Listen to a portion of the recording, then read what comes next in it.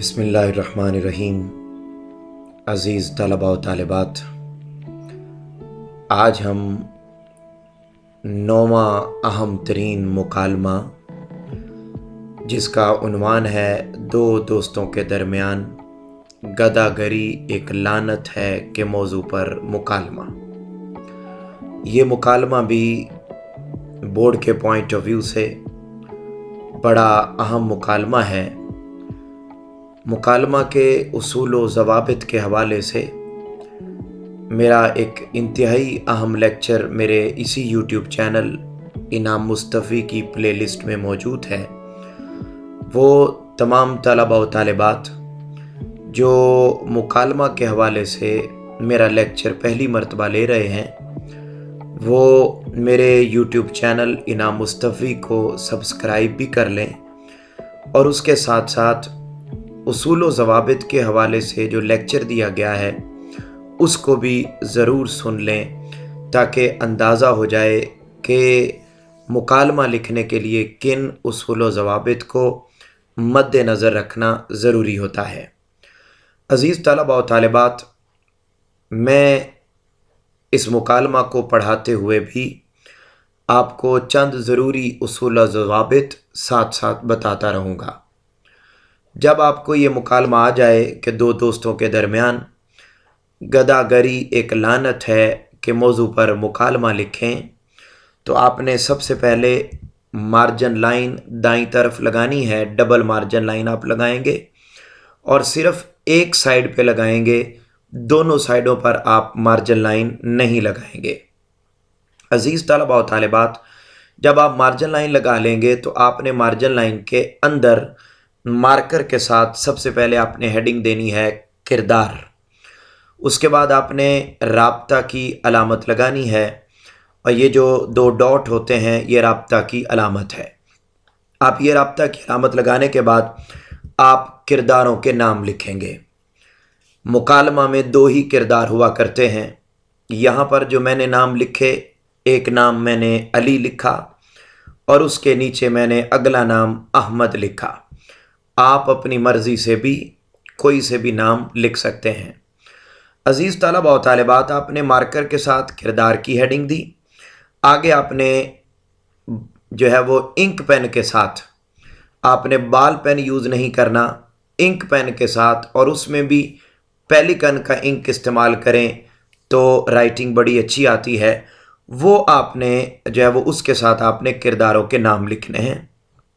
अली और अहमद, ये दो किरदार आज के हमारे मुकालमा में मौजूद हैं।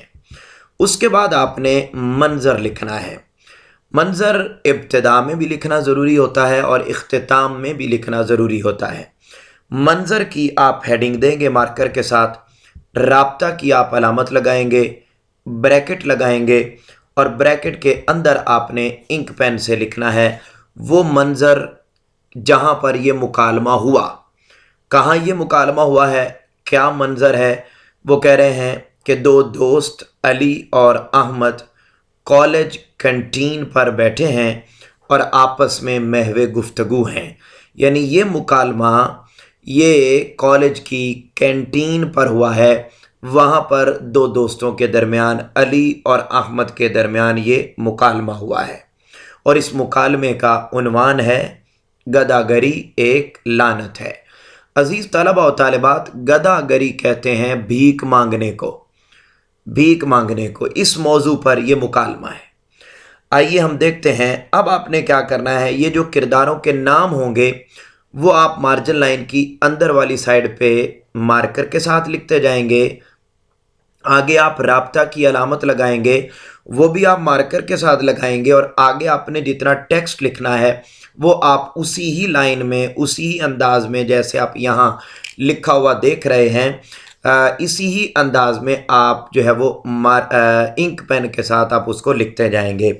आइए देखते हैं। दो दोस्त बैठे हुए हैं, अली और अहमद कॉलेज कैंटीन पर और आपस में महवे गुफ्तगू हैं। अली कहता है अस्सलाम वालेकुम।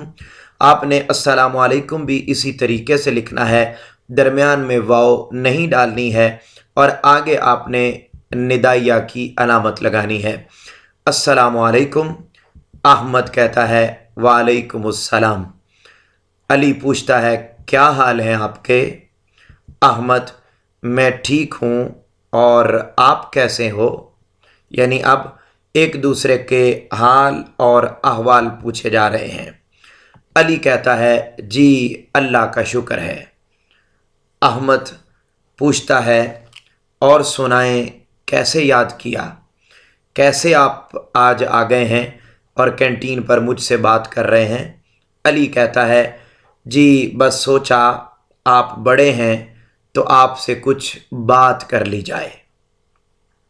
अहमद कहता है, जी जी बिल्कुल ज़रूर, अगर आप वाकई मुझे इस काबिल समझते हैं कि मैं बड़ा हूँ और आपको मुझसे कोई बात करनी चाहिए तो आप ज़रूर कीजिए। अली कहता है, आज कॉलेज आते हुए रास्ते में मैंने एक जगह पर बहुत से लोगों को भीख मांगते देखा। अब आप देखिए, ये उसका गुफ्तगू का आगाज़ हो रहा है। वो क्या बात करने आया है अहमद से?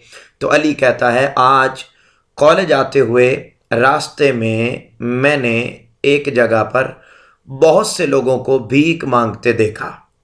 अहमद कहता है, जी बदकिस्मती से हम रोज़ाना देखते हैं कई लोगों को भीख मांगते हुए। यानी जिस तरह आज आपने भीख मांगते हुए देखा, ऐसे ही हम भी रोज़ाना कई लोगों को भीख मांगते हुए देखते हैं। अली कहता है, उन्हें देखकर बहुत दुख होता है। अहमद कहता है, जी उनमें से कई तो ऐसे होते हैं जो मेहनत करके भी अच्छी खासी ज़िंदगी बसर कर सकते हैं। यानी उनमें से कई ऐसे होते हैं जो बड़े तंदुरुस्त हैं, तवाना हैं, वो ख़ुद मेहनत करके कमा सकते हैं, लेकिन फिर भी वो भीख मांगते हैं, जो कि बहुत बुरी बात है। अली कहता है, तो फिर वो मेहनत करके क्यों नहीं कमाते, मेहनत करके क्यों नहीं खाते? अहमद कहता है, गदागरी एक लानत है। जब ये किसी के पीछे पड़ जाए तो उसे नहीं छोड़ती। यानी ये इतनी गंदी आदत है, इतनी बुरी आदत है कि जिसको ये लग जाती है वो फिर कभी भी इस बुरे काम से पीछे नहीं हटता। अली कहता है, इन लोगों को इज़्ज़त नफ्स का ख्याल नहीं? अहमद कहता है, देखें भाई, ये काम अपनी इज़्ज़त नफ्स को दबा कर ही तो किया जाता है। जिसमें इज़्ज़त नफ्स बाकी हो वो ये काम नहीं करता। अली कहता है, लेकिन इन लोगों को समझना चाहिए। अहमद, लेकिन इन लोगों को समझाना बहुत मुश्किल है। अली, क्यों? अहमद, क्योंकि इन लोगों को अपनी इज़्ज़त का ख्याल नहीं होता। यानी वो हिस्स, वो सलाहियत इनके अंदर ख़त्म हो चुकी होती है जिसके ज़रिए से किसी के अंदर इज़्ज़त नफ्स का ख्याल आता है। तो अहमद कहता है, क्योंकि इन लोगों को अपनी इज़्ज़त का ख्याल नहीं होता, इनमें से हया नाम की चीज़ निकल चुकी होती है। और हमारे नबी करीम सल्लल्लाहु अलैहि वसल्लम ने फरमाया है, जब किसी में हया बाकी ना रहे तो फिर वो जो चाहे करे, उसे कुछ फ़र्क नहीं पड़ता। अज़ीज़ तलबा व तालिबात, आपने भी बिल्कुल इसी तरह जब कोई कौल आ जाए, कोई हदीस आ जाए, कोई शेर आ जाए, तो आपने इसी तरीके से इन्वर्टेड कॉमाज में मार्कर के साथ पेज के दरमियान में लिखना है। जब ये हदीस पाक सुन लेता है तो अली कहता है, अली, तो फिर ऐसे लोगों के साथ क्या करना चाहिए? अहमद कहता है, इन लोगों को बाकायदा समझाना चाहिए ताकि उनमें ख़ुद मुख्तारी का एहसास पैदा हो, उनके अंदर ये जज्बा पैदा हो कि हम खुद भी बहुत कुछ कर सकते हैं। ये जो बुरी आदत उनको पड़ गई हुई है और अपनी इज़्ज़त नफ्स खो चुके हुए हैं, तो वो उनको समझाने से मामला हो सकता है। अली कहता है, लेकिन आपने तो कहा कि ये लोग अपनी इज़्ज़त नफ्स ख़त्म कर चुके होते हैं। वो उससे सवाल करता है। अहमद कहता है, लेकिन इनमें से कुछ लोगों को मुसलसल समझाने से समझ आ सकती है और वो अपने इस गलत रास्ते को छोड़कर दुरुस्त रास्ते पर आ सकते हैं। अली कहता है, इनको मेहनत क्यों पसंद नहीं होती? अहमद कहता है, ये लोग जब भीख मांगने के आदी हो जाएं تو محنت ان کو بوجھ لگتی ہے اور وہ یہ نہیں کر سکتے۔ یعنی جب بھی آپ عادی ہو جائے کسی کام کے تو پھر اس کے برعکس آپ کو کوئی اور نیا کام کرنے کو دیا جائے تو پھر آپ کے لیے بہت زیادہ مشکل ہوتی ہے۔ تو وہ بھی یہی بات کرتا ہے کہ یہ لوگ بھیک مانگنے کے عادی ہو جاتے ہیں، اور جب آپ بھیک مانگنے کے عادی ہو جائیں تو محنت ان کو بوجھ لگتی ہے اور وہ یہ نہیں کر سکتے۔ علی، تو جو لوگ محنت کرتے ہیں ان کا کیا قصور ہے؟ یعنی یہ لوگ تو بغیر محنت کیے اپنا کھا پی لیتے ہیں، تو جو محنت کرتے ہیں ان کا کیا قصور ہے؟ احمد کہتے ہیں جی ہاں، آپ نے درست فرمایا، جو لوگ محنت کرتے ہیں ان کا کوئی قصور نہیں، بلکہ وہ دنیا میں عزت کی زندگی بسر کرتے ہیں۔ بلکہ ہمارے پیارے نبی صلی اللہ علیہ وآلہ وسلم نے فرمایا، محنت سے روزی کمانے والا اللہ کا دوست ہوتا ہے۔ یہ بھی جب آپ لکھیں گے تو انورٹڈ کاماز میں پیج کے درمیان میں مارکر کے ساتھ لکھیں گے۔ علی کہتا ہے سبحان اللہ۔ اچھا یہ بتائیں کہ محنت کش اور بھیک مانگنے والوں میں کیا فرق ہوتا ہے؟ محنت کش وہ ہوتا ہے جو محنت سے جو ہے وہ روزی کماتا ہے، اور بھیک مانگنے والوں کا مفتہ لگا ہوا ہوتا ہے۔ تو وہ کہتا ہے محنت کش اور بھیک مانگنے والوں میں کیا فرق ہوتا ہے؟ احمد کہتا ہے محنت کش اور گدھا گر میں زمین آسمان کا فرق ہوتا ہے۔ محنت کش محنت کر کے عزت سے کماتا ہے، چاہے تھوڑا ہی کیوں نہ ہو، لیکن بھیک مانگنے والا اپنی عزت ہی خاک میں ملا بیٹھتا ہے اور معاشرے میں اس کا کوئی مقام نہیں ہوتا۔ علی، تو ان کو بھی چاہیے کہ وہ محنت کریں۔ احمد کہتا ہے جی، لیکن جیسا کہ میں نے آپ کو بتایا کہ محنت کرنے والے میں عزت نفس موجود نہیں ہوتی۔ وہ کہتا ہے جی، جیسے میں نے آپ کو بتایا کہ محنت کرنے والے میں عزت نفس موجود نہیں ہوتی، جبکہ گدھا گر یعنی جو محنت کرنے والا ہوتا ہے اس میں عزت نفس موجود ہوتی ہے، جبکہ گدھا گر اپنی عزت نفس کھو چکا ہوتا ہے۔ تو جو عزت نفس ہی کھو چکا ہے اس نے کیا محنت کرنی؟ یعنی اس کے اندر وہ حس ہی ختم ہو گئی ہے کہ محنت کرنی چاہیے، محنت میں عزت ہے۔ تو جب اس کے اندر یہ ایک کانسیپٹ ہی ختم ہو گیا تو پھر وہ کیا محنت کرے گا؟ پھر وہ گدھا گری اور بھیک مانگنے کی طرف ہی آئے گا۔ تو علی کہتا ہے کچھ ایسے لوگ بھی ہیں جو غریب ہونے کے باوجود بھی بھیک نہیں مانگتے، ان کے بارے میں آپ کیا کہتے ہیں؟ تو احمد کہتا ہے جی علی بھائی، آپ بھی اسی طرح رابطہ کی علامت لگائیں گے، ندائیہ کی علامت لگائیں گے، ندائیہ کی علامت یہ والی۔ تو وہ کہتا ہے جی علی بھائی، یہ وہ لوگ ہیں جو اپنی عزت نفس کو برقرار رکھتے ہیں، ہمیں چاہیے کہ ایسے لوگوں کو ڈھونڈ کر ہم ان کی مدد کریں۔ یعنی وہ لوگ جو حقیقت میں ضرورت مند ہیں مگر بھیک مانگتے نہیں ہیں، ہاتھ نہیں پھیلاتے ہیں، تو ان کے بارے میں احمد اسے مشورہ دیتا ہے کہ ایسے لوگوں کو ڈھونڈ کر ہمیں ان کی مدد کرنی چاہیے۔ تو علی پوچھتا ہے ہم ایسے لوگوں کو کیسے ڈھونڈ سکتے ہیں؟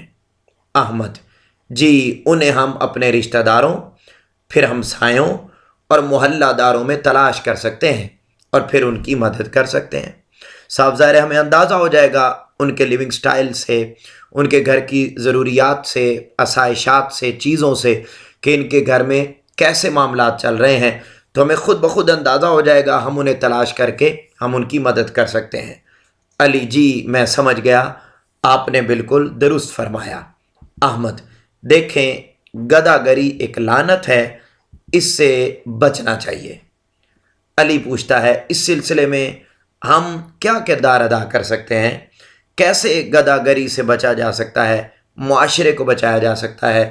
تو احمد کہتا ہے کہ ہمیں چاہیے کہ جو لوگ واقعی میں اس کے حقدار ہیں انہیں اپنی خوشیوں میں شریک کریں، لیکن جو لوگ عادی بن چکے ہیں انہیں اس طرف راغب کرنا ہوگا کہ وہ محنت کریں۔ اب پہلا سوال یہ ہے کہ ہم کیا کردار ادا کر سکتے ہیں، ہم گدھا گری کو کیسے ختم کر سکتے ہیں؟ تو انہوں نے کہا جی ہم ایسے کر سکتے ہیں کہ جو تو ضرورت مند ہیں انہیں اس نوبت سے بچایا جائے کہ وہ ہاتھ پھیلائیں، اور ہاتھ پھیلانے سے پہلے ہی ہم ان کو اپنی خوشیوں میں شریک کر لیں۔ اور جو لوگ عادی بن چکے ہیں، جو لوگ بھیک مانگتے ہیں، انہیں ہمیں اس طرف راغب کرنا ہوگا، موٹیویٹ کرنا ہوگا، سمجھانا ہوگا، برین واش کرنا ہوگا کہ وہ محنت کریں۔ علی کہتا ہے گداگری کرتے ہوئے تو اب چھوٹے چھوٹے بچے بھی نظر آتے ہیں۔ احمد آپ نے بالکل درست کہا، ہمیں ایسے بچوں کی جب وہ بھیک مانگنے آئیں تو ان کی حوصلہ شکنی کرنی چاہیے، انہیں ڈانٹنا چاہیے تاکہ وہ دل برداشتہ ہو کر اس برے کام سے باز آ جائیں۔ لیکن اگر ہم ان کو معاشرے میں چھوٹے بچہ سمجھ کر ہم ان کو دیتے رہتے ہیں، پیسے دیتے رہتے ہیں، اس کی ضرورت پوری کرتے ہیں، تو وہ کبھی بھی محنت کی طرف نہیں آئے گا، اس کی عادت میں بات شامل ہو جائے گی اور وہ ہمیشہ گداگری ہی کرتا رہے گا۔ تو اس لیے احمد کہتا ہے کہ ان کی حوصلہ شکنی کرنی چاہیے تاکہ وہ دل برداشتہ ہو کر اس برے کام سے باز آ جائیں۔ علی حکومت کی اس سلسلے میں کیا ذمہ داری ہے؟ احمد کہتا ہے حکومت کی اس سلسلے میں بہت اہم ذمہ داری ہے۔ گداگری کی روک تھام کے سلسلہ میں سخت قانون سازی کرنے کی ضرورت ہے، روزگار کے زیادہ سے زیادہ مواقع فراہم کرنے کی ضرورت ہے، اور اس سلسلہ میں اسلامی تعلیمات کو معاشرے میں عام کرنے کی ضرورت ہے۔ یعنی حکومت 3 کام کرے، قانون سازی کرے، نمبر 2 روزگار کے مواقع فراہم کرے تاکہ لوگ بھیک مانگنے کی طرف آئیں ہی نہ، اور نمبر 3 اسلامی تعلیمات کو بھی عام کیا جائے کہ اسلام بھی گداگری کو پسند نہیں کرتا بلکہ وہ محنت میں عظمت ہے کا علمبردار ہے۔